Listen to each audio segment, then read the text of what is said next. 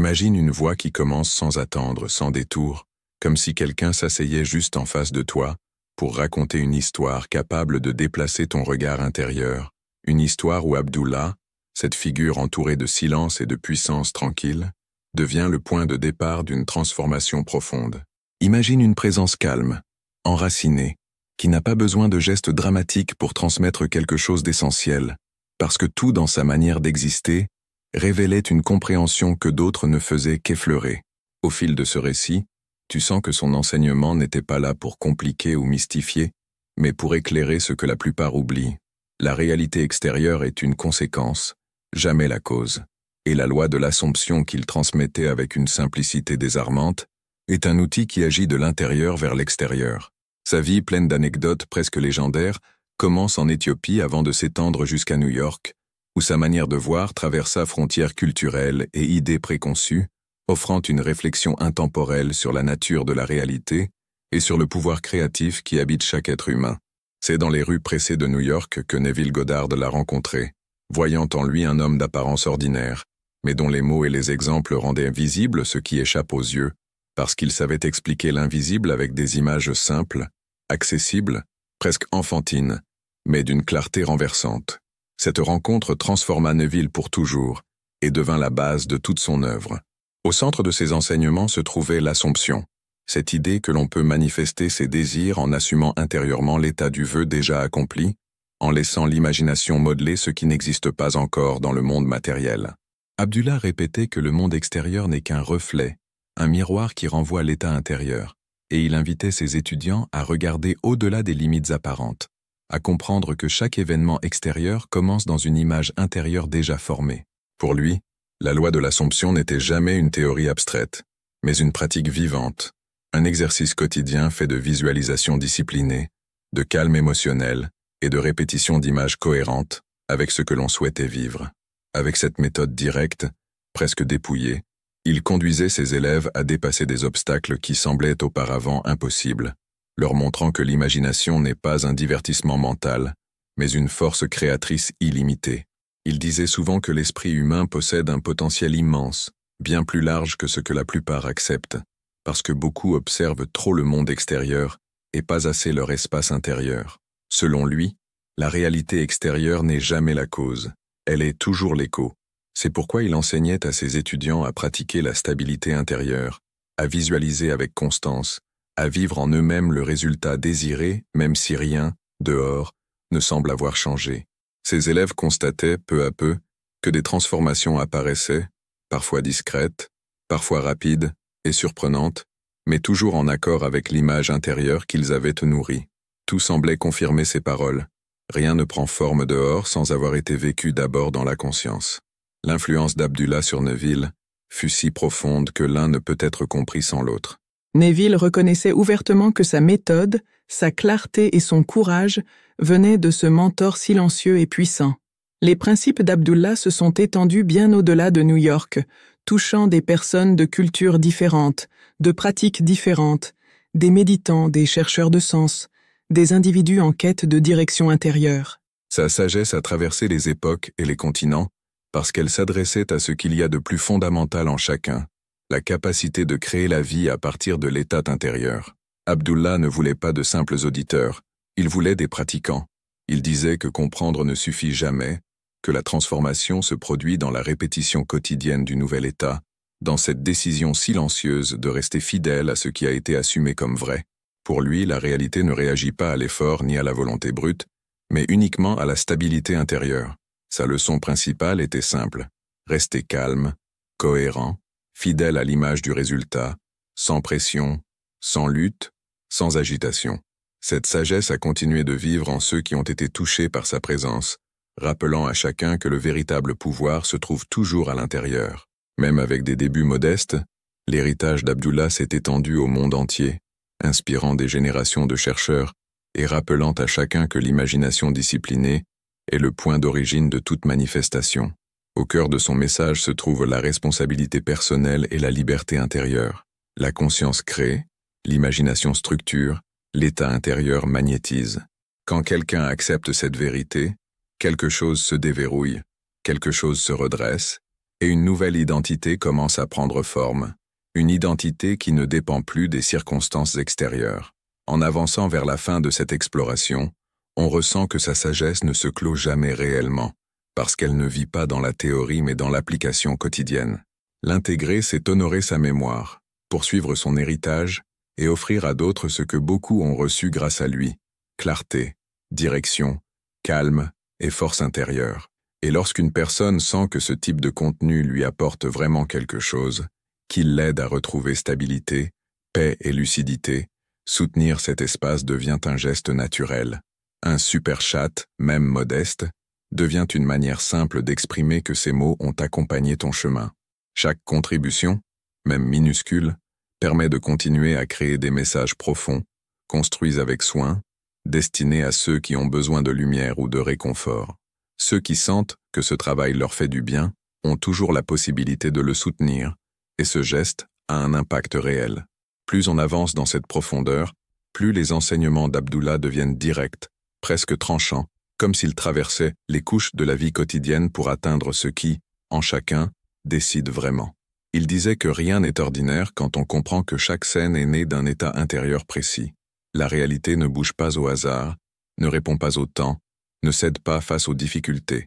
Elle répond uniquement à l'état intérieur. Pour cette raison, Abdullah répétait que le monde extérieur n'est jamais le professeur mais le miroir, et un miroir ne peut refléter que ce qui se tient devant lui. Celui qui veut voir quelque chose de nouveau doit d'abord devenir quelque chose de nouveau. Aucun événement n'apparaît tout seul. Tout se forme d'abord dans l'imagination, avec calme, cohérence et persévérance. Il ne cherchait jamais à convaincre avec des raisonnements compliqués. Pour lui, la vérité n'avait pas besoin d'ornement. Il montrait que l'imagination est l'espace où le futur se modèle, et rappelait que tout ce qu'un individu vit est la conséquence naturelle de l'état auquel il revient chaque jour, parfois sans même le remarquer. Nul n'est victime des circonstances, disait-il, seulement victime de l'état intérieur que l'on répète. Sa discipline était douce mais constante, née d'une décision simple, rester fidèle à l'image du résultat. Il appelait cela un voyage, non pas un voyage extérieur, mais un voyage d'identité. Selon lui, on ne manifeste pas ce qu'on désire, on manifeste ce que l'on est. Neville se souvenait souvent de la façon dont Abdullah ne laissait jamais entrer le moindre doute déguisé, car chaque fois que Neville parlait de difficultés, Abdullah ignorait entièrement la description du problème et répondait uniquement à partir de l'état où le résultat était déjà accompli, comme si tout était conclu, posé, vivant dans le présent. Lorsque Neville mentionnait son désir d'aller à la Barbade, Abdullah lui parlait comme s'il y était déjà, sans questionner le comment ni le quand, comme si le voyage avait déjà eu lieu. Lorsque Neville souhaitait une opportunité, Abdullah lui parlait comme si elle était déjà une partie naturelle de sa vie. Pour lui, il n'existait aucun espace pour nourrir l'ancien état intérieur, et c'est précisément là que résidait l'enseignement le plus puissant, c'est-à-dire ne pas nourrir le problème, mais seulement le résultat, car seul le résultat possédait une véritable force dans le monde de la création intérieure. Ainsi, il montrait à ses élèves qu'un désir ne devait jamais être traité comme quelque chose de lointain, mais comme quelque chose de déjà présent dans la conscience, comme un élément qui vit d'abord dedans, avant de se manifester dehors. Abdullah expliquait sans cesse que la foi n'était pas attendre mais assumer, qu'elle n'était pas espérer, mais incarner, qu'elle n'était pas désirer, mais vivre. Et lorsqu'un élève vacillait, il ne le jugeait pas, ne le reprenait pas, il ramenait simplement la conversation vers la question essentielle, celle qui révélait tout, la question du qui, plutôt que du quoi, c'est-à-dire « qui es-tu maintenant ?» et non « que veux-tu ?» car pour lui, la manifestation ne répondait pas au désir, mais à l'identité. Un désir pouvait changer 1000 fois, mais l'identité que quelqu'un entretenait en lui était l'aimant que la réalité suivait fidèlement. Une personne qui se répète intérieurement qu'elle ne peut pas, qu'elle n'a pas, qu'elle ne mérite pas, finit toujours par créer des scènes qui reflètent exactement cette croyance, tandis qu'une personne qui choisit d'être, à l'intérieur d'elle, la version déjà accomplie, construit inévitablement une vie qui ressemble à cette version intérieure. Beaucoup avaient du mal à maintenir l'état voulu parce qu'ils observaient constamment le monde extérieur en quête de signes, et Abdullah montrait que c'était là précisément une illusion, car regarder l'extérieur signifiait regarder le passé, puisque le monde extérieur n'affiche que ce que l'esprit a entretenu auparavant, jamais ce que l'esprit fabrique maintenant. C'est pourquoi il disait à ses élèves de ne pas lire la réalité comme une confirmation, mais comme un écho qui arrive toujours après, jamais avant. La seule mesure valable était pour lui la cohérence intérieure, car un état ne échoue pas en lui-même. C'est l'oscillation constante entre l'ancien et le nouveau qui empêche sa manifestation. Dans ses enseignements, Abdullah révélait l'une des vérités les plus profondes au sujet de l'être humain, à savoir que tout dans la vie est une question de posture intérieure, que les choses ne changent pas par l'effort ou par la lutte, mais parce que l'on assume quelque chose de nouveau, et que lorsqu'on assume quelque chose de nouveau avec continuité, ce qui paraissait auparavant lointain commence à se rapprocher avec naturel, jusqu'à devenir une partie intégrée du chemin. Abdullah rappelait souvent que chaque personne est le centre de sa propre existence et que l'imagination est la force invisible qui tisse les événements, comme un fil subtil reliant l'intérieur à l'extérieur, ajustant peu à peu la forme du monde à l'image cultivée dans la conscience. Il suffisait de garder cette image, de respirer avec elle, de la vivre comme si elle était déjà réelle, et tôt ou tard, le monde devait se réorganiser autour d'elle. Ceux qui suivaient réellement cette méthode voyaient apparaître des changements profonds, non pas des changements nés du contrôle ou de la fatigue, mais des changements qui semblaient se produire par hasard, des rencontres inattendues, des solutions soudaines, des opportunités qui surgissaient exactement au moment nécessaire. Abdullah enseignait que rien de tout cela n'était du hasard, mais une réponse à l'état, une réponse à l'identité, une réponse à l'image maintenue, et plus une personne gardait cette nouvelle image vivante en elle, plus rapidement la vie répondait. En pénétrant encore plus profondément dans le cœur de ces enseignements, on découvrait une vérité que beaucoup ignorent toute leur existence, à savoir que la réalité ne s'impose pas, elle se reflète, qu'elle ne vient pas comme une force extérieure qui décide à la place de quelqu'un, mais comme une expression qui part de l'intérieur et revient sous forme d'événements, de situations ou de rencontres qui n'ont rien d'aléatoire. Chaque expérience, expliquait-il, est une réponse exacte à l'état intérieur soutenu avec le plus de constance, non pas celui soutenu avec le plus d'intensité momentanée, mais celui que l'on entretient avec une fidélité tranquille, une cohérence silencieuse à ce que l'on choisit d'être intérieurement. Voilà pourquoi il disait de ne pas se préoccuper des émotions changeantes, mais de la direction intérieure, car même lorsqu'une personne doute ou se sent incertaine, si elle continue à nourrir l'image du résultat choisi, la réalité finira tôt ou tard par s'y ajuster. Beaucoup demandaient comment il était possible de transformer rapidement sa vie sans effort, et Abdullah répondait que l'effort apparaît seulement lorsque l'on tente de modifier directement le monde extérieur, alors que le changement réel naît à l'intérieur, et que lorsqu'une identité intérieure change, le monde extérieur ne peut pas rester inchangé. Peu importait le nombre d'années passées dans une situation donnée, car la réalité ne regarde pas la durée, elle regarde l'état, et lorsque l'état change, la durée passée n'a plus aucun pouvoir. Abdullah disait que le passé n'est pas une force, seulement une mémoire, et qu'une mémoire ne crée rien, elle ne fait que répéter ce que l'esprit accepte comme vrai maintenant. Cette compréhension rendait l'espoir à ses élèves, car elle montrait que le futur n'était pas déterminé par le passé, mais par l'image que la personne décidait de nourrir dans le présent. Neville racontait que Abdullah parlait souvent de la différence entre désirer et assumer, car le désir était pour lui la porte, mais l'assomption était la maison, le lieu intérieur où la personne habite. Beaucoup désirent une chose mais habitent en eux l'inverse, désirent l'abondance tout en habitant des pensées de manque, désirent l'amour tout en portant des convictions d'indignité, désirent une nouvelle vie tout en répétant intérieurement les souvenirs du passé. Abdullah montrait que l'être humain ne vit pas ce qu'il veut, mais ce qu'il accepte comme identité, et que lorsqu'une personne désire un résultat, mais assume son contraire en elle, le résultat ne peut pas apparaître, car la réalité répond toujours à l'identité, jamais au vœu. Voilà pourquoi il enseignait de revenir chaque jour, plusieurs fois s'il le fallait, à l'état que l'on souhaite vivre, jusqu'à ce que cet état devienne naturel, stable, familier, comme un vêtement intérieur qui ne glisse plus. Les élèves lui demandaient souvent comment savoir s'ils avaient vraiment assumé le nouvel état, et Abdullah répondait toujours par la même question, celle du ressenti, parce que pour lui, la preuve était la naturalité. Si une paix simple s'installait autour de la nouvelle identité, c'était accompli. Si une tension ou une inquiétude apparaissait, cela signifiait simplement que la personne contrôlait encore le monde extérieur. L'anxiété n'était pas, pour lui, une faute, mais un signe que l'ancien état n'avait pas complètement été abandonné. La naturalité, au contraire, montrait que rien n'était forcé, rien n'était contrôlé, Rien n'était craint, mais seulement vécu. Un état était véritablement assumé lorsque la personne cessait de demander quand cela arriverait, comment cela arriverait, par qui ou à travers quelles circonstances. Et paradoxalement, c'était précisément à ce moment-là que les manifestations se produisaient le plus rapidement. Une autre distinction fondamentale de son enseignement résidait dans la différence entre observation extérieure et observation intérieure, car Abdullah disait que beaucoup ne craignent pas ce qu'ils désirent parce qu'ils observent trop le monde extérieur et trop peu leur monde intérieur. L'extérieur ne montre que ce qui est ancien, tandis que l'intérieur crée ce qui est nouveau. Celui qui regarde trop dehors devient prisonnier des apparences, tandis que celui qui regarde dedans devient créateur de transformation.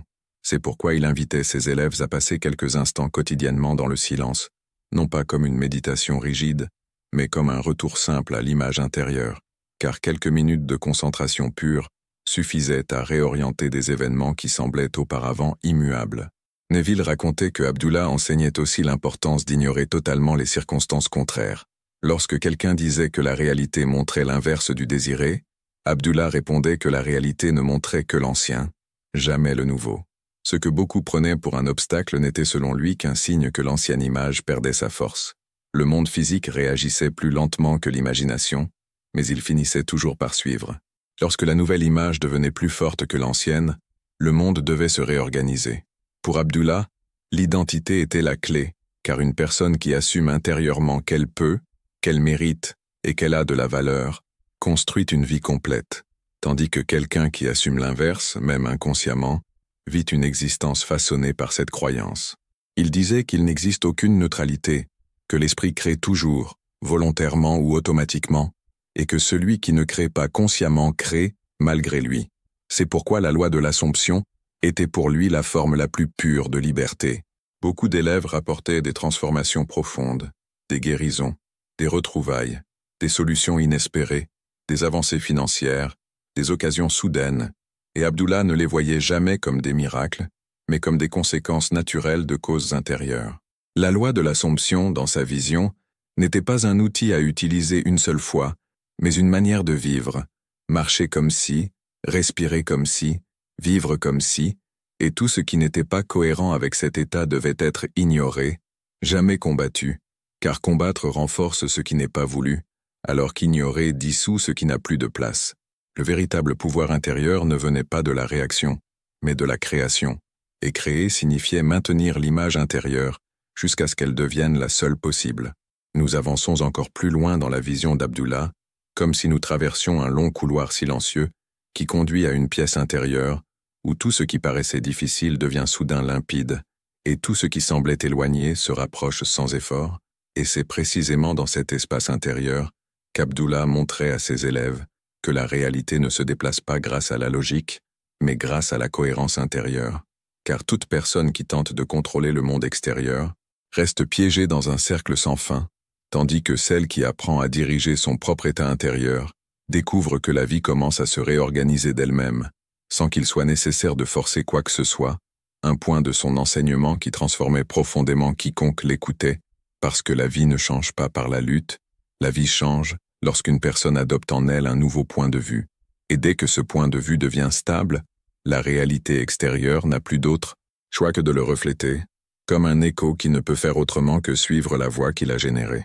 Beaucoup demandèrent à Abdullah comment affronter le contraste, cette phase où la réalité semble s'opposer au désir, et Abdullah répondait que le contraste n'est pas un ennemi, seulement l'écho de l'ancien état qui perd sa force, et que le monde physique n'est lent que parce qu'il est dense, tout en finissant toujours par suivre l'imagination, et que ce qui apparaît comme une résistance n'est en réalité que le moment où l'ancienne image se dissout, raison pour laquelle il enseignait à ne pas réagir aux apparences, mais à maintenir la vision intérieure, car celui qui réagit s'éloigne de l'état, tandis que celui qui observe calmement le renforce, et cette tranquillité était, pour Abdullah, la preuve que la personne assumait enfin son propre pouvoir, non pas en supprimant les émotions, mais en choisissant la direction intérieure même, lorsque les émotions fluctuent, car pour lui les émotions ne sont pas la cause, mais l'effet, et l'effet ne peut être plus fort que la cause, lorsque la cause a été fixée de manière stable.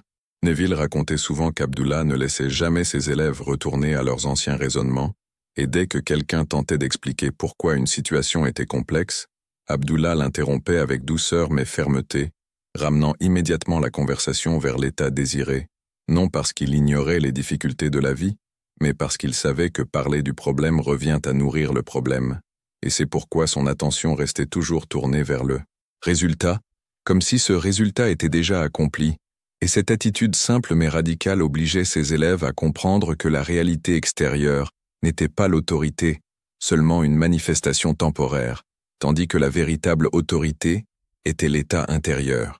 La véritable autorité était l'imagination.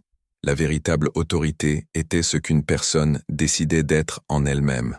Dans de nombreux enseignements, Abdullah expliquait que l'être humain n'est pas défini par les conditions dans lesquelles il naît, ni par son passé, mais par l'image qu'il entretient de lui dans le présent, parce que l'identité, selon lui, est un choix et non un destin, et que chacun peut renaître intérieurement à n'importe quel moment, sans longues années d'efforts, sans démarches compliquées, mais simplement grâce à une décision disciplinée, car lorsque quelqu'un décide avec conviction d'adopter une nouvelle image de soi, le monde entier commence progressivement à s'aligner sur cette image, et Abdullah appelait cette décision le point de bascule, car après ce point tout ce qui semble encore difficile n'est qu'un écho du passé en train de disparaître, et celui qui comprend cela ne craint plus le contraste, il le traverse avec sérénité, sachant qu'il ne s'agit pas d'un message d'échec, mais d'un signe que la transformation est en cours. Beaucoup trouvaient difficile d'ignorer les circonstances extérieures, et Abdullah montrait qu'ignorer ne signifie pas nier,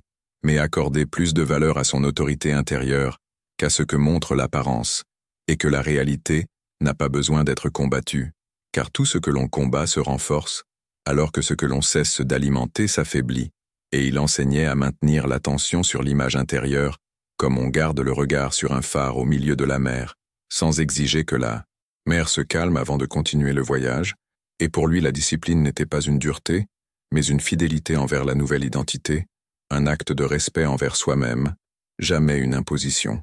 L'un des enseignements les plus profonds concernait la relation entre imagination et sensation, car Abdullah disait que l'imagination est la forme, mais la sensation est la vie de cette forme, et sans sensation l'image reste froide et lointaine, alors qu'avec la sensation elle entre dans le corps, dans la respiration, dans l'identité, et c'est pour cela qu'il demandait à ses élèves de sentir davantage que de visualiser, car sentir est plus puissant que voir, plus puissant que penser, sentir est le langage qui imprime l'état dans la conscience, et lorsqu'un état est réellement imprimé, il ne demande ni effort, ni répétition forcée, ni contrôle, il devient naturel, et ce qui est naturel se manifeste plus vite. Neville se souvenait qu'Abdullah l'invitait souvent à fermer les yeux et à vivre, même seulement quelques secondes, la sensation d'être déjà ce qu'il désirait être, et il disait que ces quelques secondes avaient plus de force que de longues heures de pensée dispersée, parce que la réalité ne répond pas aux mots, mais à l'identité, et que l'identité se construit par la sensation, raison pour laquelle Abdullah insistait sur le calme intérieur, car ce calme permet au corps d'accueillir la nouvelle identité sans résistance, car lorsqu'un esprit est agité, l'imagination reste en surface, tandis qu'un esprit apaisé permet à l'imagination de s'enfoncer profondément. Un autre point essentiel de son enseignement était l'idée que la manifestation n'est pas un parcours linéaire, car la logique humaine aime penser en étapes, en séquences, en trajectoires, mais la réalité ne suit pas un chemin, elle suit l'état, et c'est pour cela que de nombreuses manifestations semblent surgir soudainement, comme venues de nulle part, alors qu'Abdullah expliquait que ce nulle part est précisément l'imagination, et que ce qui semble soudain n'est en réalité que le résultat d'un état maintenu avec cohérence, même si l'esprit ne peut comprendre comment, car l'univers choisit souvent la voie la plus directe, celle que la logique ignore, celle qui paraît impossible jusqu'au moment où elle devient réelle. Avec le temps, les élèves d'Abdullah comprenaient que la clé n'était pas le contrôle, mais l'abandon conscient, non comme une passivité, mais comme la reconnaissance que le monde extérieur n'est pas le créateur, mais ce qui est créé, et que l'imagination n'est pas un refuge mais la force la plus haute qu'un être humain possède. Et c'est pourquoi Abdullah ne demandait jamais à ses élèves de transformer le monde, mais de transformer leur identité, car lorsque l'identité change, le monde suit, comme une ombre qui ne peut désobéir à la figure qui la projette. En entrant plus profondément dans ses enseignements, On arrive à cet espace où l'identité devient la structure invisible qui soutient chaque expérience, comme si chaque geste, chaque interaction, chaque événement était le mouvement naturel issu de la façon dont une personne choisit de se reconnaître intérieurement. Et Abdullah expliquait qu'aucune situation extérieure n'a de pouvoir définitif, parce que tout ce qui paraît stable dans le monde physique n'est que la matérialisation temporaire d'un état intérieur, et lorsque l'état change, la forme change, et lorsque l'identité se transforme, le comportement spontané et les circonstances se réorganisent avec une précision étonnante, comme si toute la vie se réajustait autour du nouveau centre que la personne fixe en elle-même, une idée qui surprenait profondément ses élèves, car la réalité n'était pas un chemin à suivre, mais une réponse à recevoir. Abdullah montrait que beaucoup vivent dans une réaction constante, au lieu de créer depuis l'intérieur, car réagir est la manière de vivre de ceux qui ignorent leur propre puissance, tandis que créer depuis l'intérieur est la posture de ceux qui ont compris que l'imagination n'est pas un détail, mais le principe fondamental de l'existence. Et il enseignait donc à interrompre le cycle des réactions, non en luttant contre les émotions ni en corrigeant les circonstances, mais en changeant l'image intérieure, car lorsque l'image change, les réactions changent sans effort, car la personne ne se reconnaît plus dans l'ancien modèle, un point qui constituait le cœur même de sa méthode, car la transformation ne naît jamais du conflit intérieur, mais d'une nouvelle reconnaissance de soi. Beaucoup lui demandaient comment conserver la nouvelle identité alors que la réalité montrait encore les traces de l'ancienne, et Abdullah répondait avec un principe simple, la persistance douce, non pas cette persistance dure née de la peur de perdre, mais une persistance calme, celle qui sait que l'état déjà assumé est plus réel que toute apparence temporaire, car l'apparence temporaire n'est qu'un écho sans pouvoir créateur, tandis que le pouvoir créateur est ce que l'esprit soutient, maintenant, et celui qui revient chaque jour avec douceur et continuité à la même image intérieure, établit un nouveau point de référence, et la réalité physique, lente mais précise, finit toujours par s'ajuster à ce nouveau point. Pour Abdullah, il n'existait aucun conflit entre désir et manifestation lorsque le désir devient identité, car le conflit n'apparaît que lorsqu'une personne nourrit un désir, tout en vivant intérieurement l'identité opposée, et pour lui le désir était un signal de direction, l'indication de ce que la personne est prête à devenir, tandis que l'identité est la façon dont cette direction devient expérience. Et cette union entre désir et identité représentait pour lui la partie la plus sacrée de la loi, car il ne demandait pas à ses élèves d'obtenir quelque chose, mais de devenir ce qu'ils veulent expérimenter, devenir intérieurement ce qu'ils souhaitent voir se manifester extérieurement, car c'est là que se trouve la clé qui ouvre toutes les portes. Neville racontait souvent qu'Abdullah ne supportait pas les longues conversations au sujet des difficultés, non pas parce qu'il ignorait la souffrance des gens, mais parce qu'il savait que parler des difficultés renforçait encore plus l'état intérieur que l'on ne voulait pas vivre. Lorsqu'un élève décrivait un problème, Abdullah écoutait calmement, puis répondait comme si ce problème était déjà réglé. Pour beaucoup, surtout ceux qui ne comprenaient pas la loi, ce comportement semblait étrange, mais en réalité, c'était l'un des aspects les plus puissants de son enseignement. Abdullah parlait toujours depuis le point de la solution, jamais depuis le point du problème. Sa cohérence était telle que ses élèves finissaient par reconnaître l'inutilité de défendre d'anciennes limites, car l'énergie avec laquelle on parle continue de nourrir l'expérience que l'on vit. Un autre enseignement fondamental d'Abdullah concernait sa manière de percevoir le temps. Pour lui, le temps n'était pas une ligne, mais une relation entre l'état intérieur et la manifestation extérieure. Il disait souvent que l'avenir n'est pas ce qui va arriver, mais ce qui a déjà été choisi intérieurement. Lorsque le choix intérieur est clair, l'avenir ne devient pas une possibilité, mais une conséquence naturelle. Pour cette raison, il ne demandait jamais à ses élèves de prévoir quand une chose se réaliserait. Il leur demandait simplement de revenir à l'état dans lequel tout était déjà accompli. Le quand, disait-il, ne te concerne pas. Le quand appartient à la structure de la réalité, pas à la responsabilité de la personne.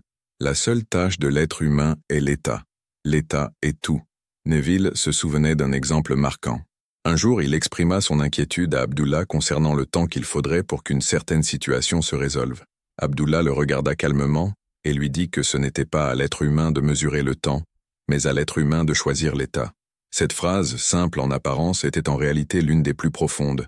Elle montrait que la relation entre l'être humain et la réalité n'était pas une relation d'attente, mais une relation de correspondance. Plus quelqu'un adoptait rapidement un nouvel état, plus la réalité répondait rapidement. La vitesse de la manifestation dépendait non des événements extérieurs, mais de la clarté intérieure. Abdullah expliquait aussi qu'il n'était pas nécessaire de croire fortement à chaque instant. Il suffisait de ne pas contredire ce que l'on avait choisi. Il disait que la plupart des gens ne manquaient pas de foi, mais vivaient dans une contradiction constante. Ils voulaient quelque chose, mais parlaient comme si cette chose était impossible. Ils désiraient une transformation, mais se comportaient comme si rien ne pouvait changer. Selon lui, ce n'était pas le manque momentané de confiance qui brisait l'état, mais la contradiction. C'est pourquoi il enseignait à ses élèves l'importance d'une cohérence quotidienne, petite, mais continue. Il suffisait de maintenir l'image intérieure plus longtemps que le doute, pour qu'elle s'enracine. Une fois enracinée, la réalité ne pouvait plus l'ignorer. Beaucoup d'élèves rapportaient qu'après avoir pratiqué ces enseignements, ils commençaient à remarquer des signes qui ressemblaient à des coïncidences. Abdullah disait que ce n'étaient pas des coïncidences, mais des confirmations. La réalité commençait à se réorganiser.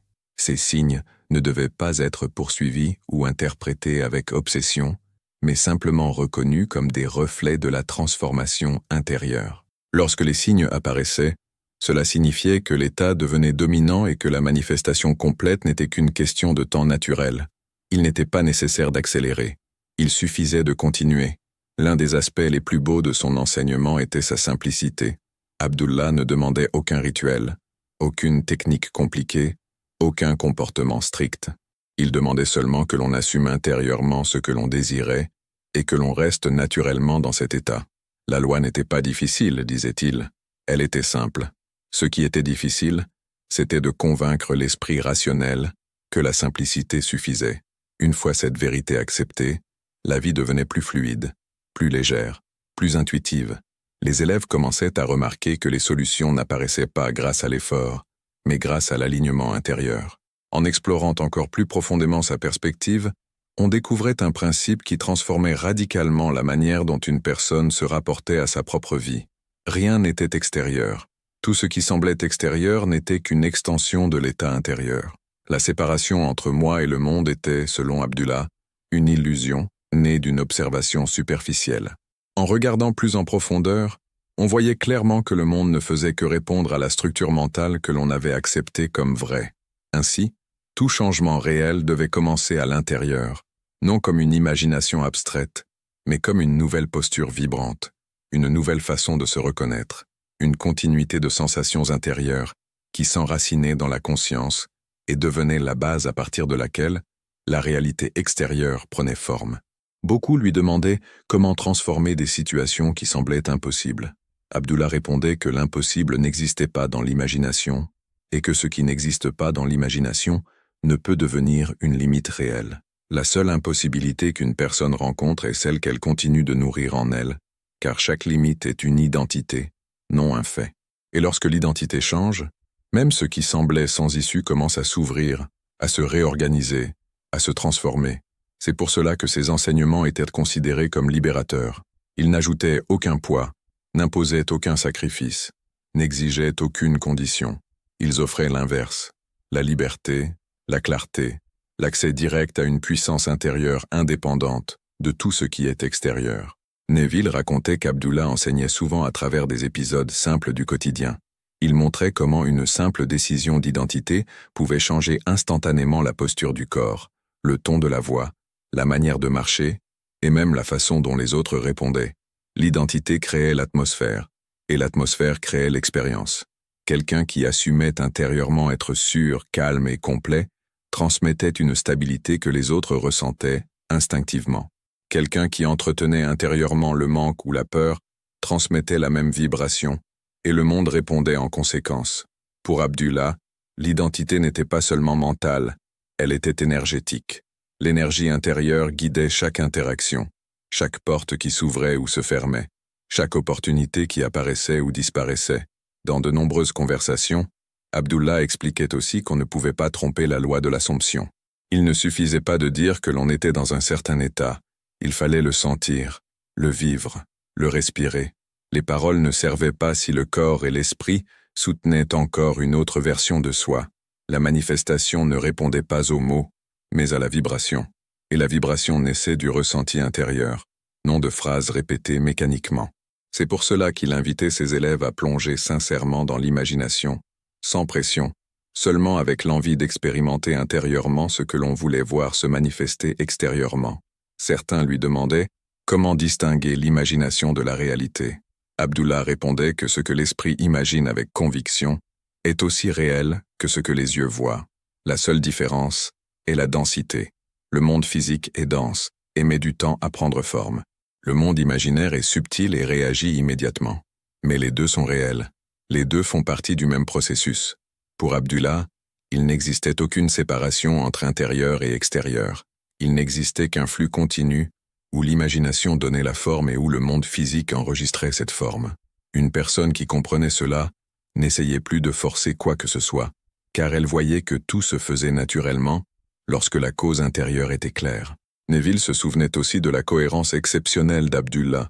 Il ne se permettait jamais de tomber, même quelques instants, dans un état indésirable, non par perfectionnisme, mais parce qu'il savait que quelques instants de contradiction pouvaient ralentir la manifestation. L'esprit, disait-il, est comme un jardin. Ce que l'on arrose pousse. Si l'on arrose l'image du résultat, cette image grandit. Si l'on arrose le doute grandit. Ce principe simple devenait un guide quotidien. Pour Abdullah, la discipline n'était pas un effort forcé mais un choix répété. C'était se dire chaque jour « je suis ce que j'ai choisi d'être » et laisser ce choix devenir naturel. Un autre point essentiel était la neutralité. Pour manifester plus rapidement, il fallait apprendre à rester neutre face aux circonstances. La neutralité n'était pas de l'indifférence, mais de la sagesse. C'était ne pas donner au monde extérieur plus de pouvoir qu'il n'en avait. C'était observer sans réagir, choisir sans craindre, rester calme même lorsque le monde montrait l'inverse. La neutralité était la porte par laquelle la manifestation passait le plus facilement, car, lorsque l'on était neutre, on ne bloquait pas le processus avec l'angoisse ou le doute. La neutralité était une confiance pure dans la loi. C'était cette certitude intérieure. J'ai choisi, et ce que j'ai choisi se manifestera. Beaucoup d'élèves racontaient que, après avoir compris l'importance de la neutralité intérieure, leur vie devenait beaucoup plus fluide, parce que les situations commençaient à se résoudre sans qu'ils aient besoin d'intervenir. Les choses reprenaient leur place avec une douceur presque silencieuse. Les opportunités surgissaient avec une synchronicité qui les surprenait, et Abdullah expliquait que cela arrivait parce que, lorsque la personne cesse de interférer avec le processus, la loi agit avec une précision parfaite, sans aide, sans effort, sans pression. Elle demande seulement que la personne ne contredise pas ce qu'elle a choisi en elle, et cette simplicité transformait profondément leur façon de vivre. Un autre point essentiel de son enseignement concernait la idée que l'imagination ne doit pas être utilisée uniquement pour des désirs isolés, mais pour construire une identité entière, car celui qui souhaite un changement dans une seule partie de sa vie doit savoir que ce changement ne peut pas être séparé du reste, puisque l'identité influence tout, et une identité forte, stable, cohérente, crée un quotidien qui reflète cette stabilité. C'est pour cela qu'il invitait ses élèves à se voir comme des êtres complets, non pas comme des personnes qui attendent quelque chose venant de l'extérieur, parce que selon lui, on ne manifeste pas ce que l'on espère, mais ce que l'on reconnaît déjà comme appartenant à sa propre nature. Dans cette perspective, devient évident le fait que chaque être humain vit dans une réalité qui reflète fidèlement la qualité de son monde intérieur, comme si chaque pensée répétée était un pinceau invisible, qui dessine, lentement mais sûrement, la forme des événements à venir. Et il n'est pas nécessaire de faire de grands efforts intellectuels pour comprendre ce mécanisme lorsqu'on observe avec sincérité son propre chemin. Parce qu'à chaque fois qu'une personne change sa perception, les circonstances autour d'elle commencent elles aussi à se transformer, parfois discrètement, parfois très vite, comme si le monde entier répondait à un nouveau rythme. Abdullah montrait cette vérité à travers des exemples simples, en soulignant comment un petit changement dans l'identité pouvait provoquer une transformation étonnante dans la vie quotidienne.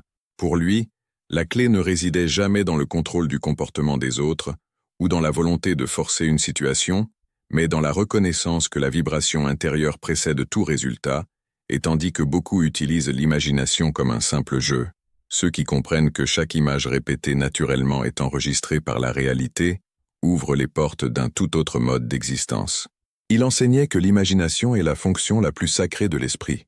Parce que c'est le seul espace où l'on peut créer sans limite, sans restriction, sans dépendre de ce qui arrive dans le monde extérieur. Selon lui, il n'est pas rare qu'une personne sabote son propre chemin simplement parce qu'elle observe trop ce qui apparaît dehors et trop peu ce qu'elle construit dedans. Et c'est pour cela qu'il invitait sans cesse à l'intériorisation, expliquant que l'attention est un acte créatif, car tout ce qui est observé avec intensité prend vie. Celui qui donne son attention au problème nourrit le problème. Celui qui donne son attention à la solution l'accélère, car la réalité se dirige toujours vers l'attention dominante. Un autre enseignement important concernait la relation invisible entre émotion et imagination, car pour Abdullah, l'émotion n'était pas un obstacle, mais une boussole, et il montrait à ses élèves que chaque fois qu'une image intérieure apporte de la paix, cette image est proche de sa manifestation, tandis que si une image provoque de la tension, cela signifie que la personne essaie d'assumer quelque chose à quoi elle ne croit pas encore pleinement. Pour cette raison, il conseillait de choisir des sensations douces, familières, crédibles, afin de stabiliser le nouvel état sans créer de conflit intérieur. Beaucoup de ceux qui l'écoutaient étaient impressionnés par la simplicité de ses mots, car il n'utilisait ni concept compliqué ni langage abstrait, puisqu'il disait que la vérité la plus profonde est toujours la plus simple, et que tout ce qu'il faut pour transformer une vie est une décision intérieure maintenue avec constance. Une personne qui décide d'être quelque chose en elle-même et protège cette décision des influences extérieures construit inévitablement une réalité qui reflète cette image, et pour lui ce n'était pas un acte mystique, mais un processus naturel. Il insistait beaucoup sur la responsabilité créatrice, non pas pour accuser, mais pour montrer que toute scène de vie peut être transformée lorsque la personne accepte la part qu'elle occupe dans la création de son expérience, et loin d'être un poids, cette prise de conscience devient une libération, car quand quelqu'un comprend qu'il peut créer de nouvelles formes intérieures, il cesse d'être dépendant des circonstances et devient capable de les influencer. Sa vision du temps surprenait souvent, parce que pour lui le temps n'était pas une ligne à traverser, mais un contenant de possibilités qui prend forme en fonction de l'état dominant, car ce n'est pas le temps qui amène les solutions, mais l'identité qui les appelle. Lorsque l'identité change, le temps se réorganise, des événements qui semblaient lointains se rapprochent soudainement, des situations qui paraissaient proches se dissolvent, et ainsi le temps n'était pas une limite, mais un outil. Il répétait avec force que la cohérence intérieure était essentielle, car il n'est pas nécessaire de croire parfaitement, ni d'avoir une foi ininterrompue, il suffit simplement de ne pas contredire ce que l'on a choisi en soi, et si une personne choisit un état et ne l'annule pas à travers des pensées opposées, cet état devient inévitablement une partie de son expérience, non pas par effort, mais par absence d'interférence, car la réalité tend toujours vers l'état le plus défini. Lorsque quelqu'un lui demandait comment accélérer une manifestation, il expliquait que l'accélération ne vient jamais de l'impatience, mais de la naturalité, parce qu'un état qui paraît naturel intérieurement se manifeste beaucoup plus vite, et quand quelque chose devient normal dans la conscience, cela devient normal dans la vie. C'est pourquoi il conseillait toujours de choisir des images qui apportent du calme, car le calme est la preuve que l'état choisi est en harmonie avec la conscience. En arrivant à la dernière partie de ce parcours, l'essence de ces enseignements devient limpide, parce que tout converge vers une compréhension simple et décisive. Chaque destin naît d'un état intérieur, chaque expérience reflète une image soutenue avec continuité, chaque transformation commence dans le silence de l'esprit avant de devenir visible. Rien n'est aléatoire pour celui qui vit avec conscience, et rien n'est définitif pour celui qui choisit une nouvelle identité. Abdullah ne démontrait pas ces choses par des promesses, mais par la stabilité tranquille de quelqu'un qui connaît la loi parce qu'il la vit. À ce stade, il devient clair que le véritable pouvoir ne se trouve ni dans les circonstances ni dans les conditions extérieures, mais dans la continuité intérieure, cette direction silencieuse que la personne choisit même lorsque le monde semble dire le contraire, car rien ne naît de l'extérieur, tout passe d'abord par l'imagination, la sensation et l'identité. Beaucoup de ses élèves disaient que, après avoir compris ce principe, ils ne pouvaient plus voir la vie de la même manière, que les difficultés ne ressemblaient plus à des obstacles infranchissables, mais à d'anciennes structures en train de disparaître, que les opportunités ne semblaient plus être du hasard, mais la réponse naturelle de la réalité à l'état intérieur qu'ils avaient choisi. La confusion se transformait en clarté, la peur devenait présence, l'incertitude se transformait en sol fertile pour planter de nouvelles images. Abdullah n'offrait pas des solutions temporaires, mais une vision qui restait stable pour toujours. Et quand on comprend vraiment ce qu'il enseignait, on cesse de forcer la vie, on ne court plus derrière les résultats, on ne demande plus sans cesse un signe, car l'esprit se calme, le corps respire différemment, l'identité se stabilise, et c'est alors que la réalité se transforme avec une douceur surprenante, parce qu'il n'y a rien de plus naturel que de voir apparaître à l'extérieur ce que l'on est déjà devenu à l'intérieur. Ceux qui vivent ce processus sentent naître une confiance nouvelle, une tranquillité qui ne dépend pas des conditions, une force qui n'a pas besoin de se prouver, et ces paroles restent comme un écho lumineux. Assume le résultat, garde la sérénité, reconnais ton pouvoir créatif, ne cherche pas au dehors ce qui doit d'abord naître en toi, ne crains pas le temps, car le temps suit l'état, ne doute pas du chemin, car le chemin suit l'identité. Chaque image que tu accueilles devient une porte, chaque porte franchie devient une nouvelle forme de ton existence.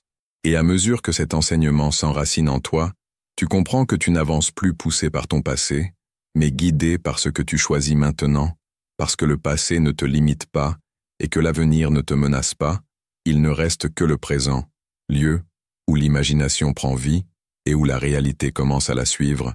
C'est ici que tout commence, c'est ici que tout change, c'est ici que la force de ton identité devient la source de ton expérience, et si tu sens que ces paroles ont réveillé quelque chose en toi, laisse cette prise de conscience grandir, parce que chaque transformation profonde mûrit dans le silence, et chaque nouvelle version de toi naît lorsque tu protèges l'image intérieure avec douceur, sans précipitation, sans tension, avec une paix tranquille, exactement comme Abdullah l'enseignait, en rappelant que l'imagination existe pour reconnaître qui tu es et permettre au monde d'en refléter la beauté.